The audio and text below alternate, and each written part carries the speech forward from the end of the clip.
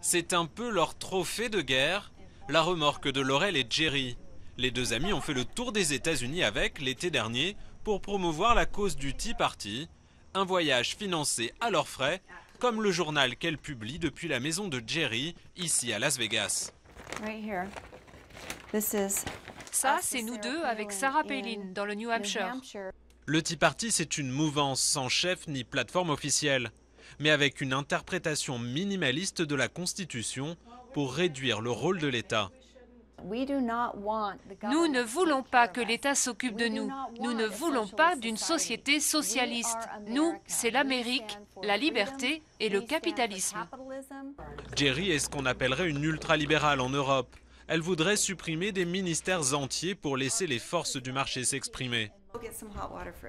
Mais l'autre point commun officieux des Tea Partistes, c'est Dieu et un ultra-conservatisme social. Hors de question, par exemple, d'autoriser le mariage gay. Je ne sais pas pourquoi les gays veulent s'attaquer à ça, ils ont déjà les unions civiles. C'est pas qu'on soit opposé à ce qu'ils font de leur vie, on est libre ici.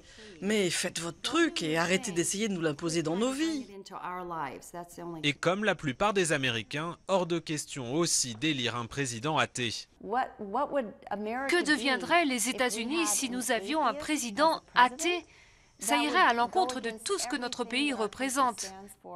Et quand on se met à parler de la foi du président, Laurel et Jerry se disent persuadés hors caméra que Barack Obama est musulman, une rumeur qui circule sur Internet. Il y a plein de gens qui ne sont pas sûrs que le président soit chrétien. Mais bon, c'est entre lui et son Dieu.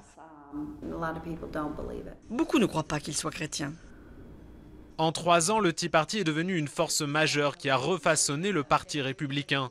Aujourd'hui encore, 2/3 des électeurs des primaires républicaines disent soutenir le Tea Party.